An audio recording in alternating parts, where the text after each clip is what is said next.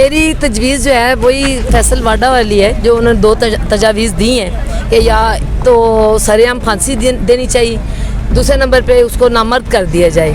तो मैं बिल्कुल स्ट्रॉन्गली रिकमेंड करती हूँ ये दोनों तजावीज़, बल्कि मैं कहती हूँ नामर्द करने के बाद उसको फांसी की सज़ा दी जाए और सरेआम किसी चौक पे खड़े होके, ताकि ये एक लेसन हो दूसरे दरिंदों के लिए। यहाँ पे सज़ा जितनी भी बड़ी रख दें तो वो मिलती नहीं है, ठीक है, और अगर मिल भी जाए तो तब भी it has never been enough deterrent, ठीक है, क्योंकि लोगों को कत्ल की भी सज़ा होती है लेकिन लोग फिर भी कत्ल करते हैं। तो thank you so much. CCPO Lahore कहते हैं कि आपने बाहर नहीं निकलना, अगर आपके साथ कुछ हो जाता है तो इसके ज़िम्मेदार आप खुद हैं, क्योंकि आप बाहर निकले हैं, लेकिन आप तो बाहर फिर रही हैं। देखिए, बाहर फिरने से अगर रेप्स हो रहे होते तो इधर रोज़ मतलब कोई भी हम यहाँ पे सेफ ना होते।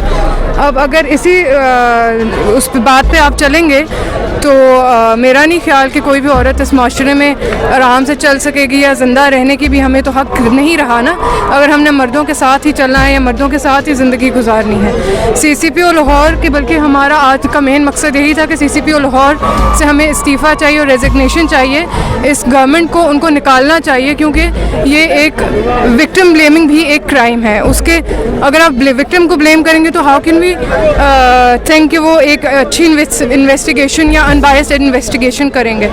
सो हमारा तो मुतालबा यही है कि उनको फ़ौरन निकाला जाए, और औरत का मेरे ख्याल से अभी काफ़ी वक्त लगेगा इस माशरे के माइंडसेट को चेंज करने का, इस पेट्रियार्की को चेंज करने का, कि औरत का हमेशा मतलब इस माशरे में औरत ही अपने आप को बचाती है, क्योंकि मौका मिलने पे तो हर औरत का रेप हो जाए यहाँ। हम लोग खुद भी इस्लामाबाद में रहते हैं और हम रात को ऐसे फिरते हैं, तो ये हमारे लिए तो बहुत बड़ी ट्रैजिक है। इसीलिए आज हम यहाँ आए हैं कि आज मतलब इतना बड़ा हादसा ऐसे हो गया, कल को हमारे बच्चों के लिए, फ्यूचर के लिए बहुत अहम है। This is very tragic. I think जो भी इसके पीछे है, ही शुड हैंग पब्लिकली। उसकी सज़ा जब तक पब्लिक में नहीं दी जाएगी तब तक ये चीज़ नहीं रुकेगी। मैं उनसे अपनी बेटी को इसी वजह से लाई हूँ, और इसका स्लोगन यही है कि mister Imran Khan, are we safe, हमारे बच्चे सेफ हैं यहाँ पे कि नहीं। मतलब जो हो रहा है यहाँ पे एकदम से, मतलब एक मेरे जैसी लड़की भी बाहर निकलते हुए अब सोच लेगी कि भाई हम बाहर निकले या ना निकले। एंड आई थिंक कि मतलब अभी तक उस तरह का हमें गवर्नमेंट की तरफ से या इवन एज अ सोसाइटी हमें उस तरह का चेंज या वो चीज़ नज़र नहीं आ रही कि मतलब जो हो जाना चाहिए था अब तक। And this is not the first case कि मतलब पहली दफ़ा ये कोई चीज़ हो रही है, बहुत ही कोई नई चीज़ हो रही है। तो आई थिंक कि मतलब ये प्रोटेस्ट इसीलिए की गई थी, and I think it should make a change. अब जिस तरह कुछ केसेस हाईलाइट होते हैं, कुछ तो हमें पता भी नहीं, जो रिपोर्ट नहीं होते वो तो हाईलाइट भी नहीं होते। तो आई थिंक कि मतलब इंडिया से हमें कंपेयर नहीं करना चाहिए, वो मतलब कोई अच्छी कोई स्टेटिस्टिक्स नहीं है, या देयर इज़ नथिंग टू कि ये करने के लिए कि वो हमारा दुश्मन मुल्क है तो इंडिया में हो रहा है तो बड़ी अच्छी बात है। मतलब हमें अपने अंदर देखना चाहिए कि हम इसको कैसे ठीक करें, और मतलब एक चीज़ हो रही है और हम उसको रोक नहीं पा रहे। पहली बात तो ये है कि तहफ़्फ़ुज़ नहीं है।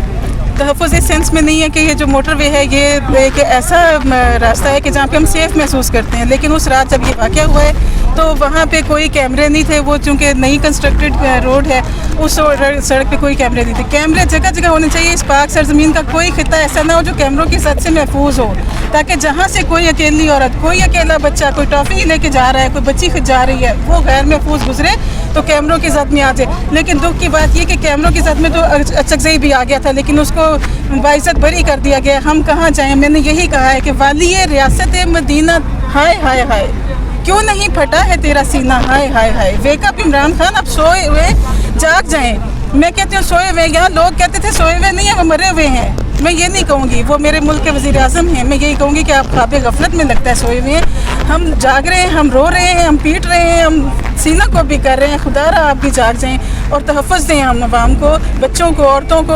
और जब इंसाफ जब तक नहीं मिलेगा तब तक ऐसा होता रहेगा। इंसाफ क्यों नहीं मिलता? क्यों छोड़ जाते हैं मुजरिम? कैमरों की जद में आने के बावजूद छोड़ दिया जाता है, बाइज़्ज़त छोड़ दिया जाता है, विक्ट्री के निशान बना के अगले निकल जाते हैं पतली गली से और पीछे रह जाते हैं इस तरह के गुंडे, इस तरह के जिनसी दरिंदे कि जो चाहे करें।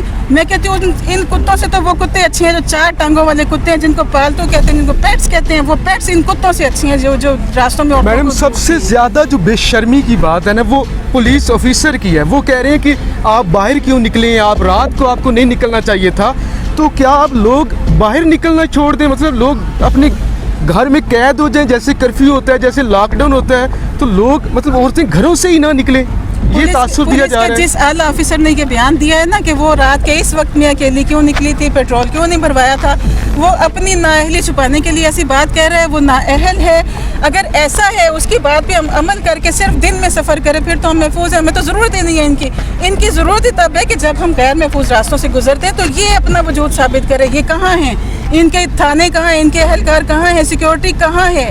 ये इसलिए है कि ये हमें कहें कि इस टाइम पे चलना है, इस टाइम पे बैठना है, इस टाइम पे सोना है, इस टाइम पे उठना है। ये हमें समझाने वाले ना बने, अपनी जिम्मेदारी के साथ ड्यूटी पूरी करें। मेरी तजवीज़ जो है वही फैसल वाडा वाली है, जो उन्होंने दो तजावीज़ दी हैं कि या तो सरेआम फांसी देनी चाहिए, दूसरे नंबर पे उसको नामर्द कर दिया जाए।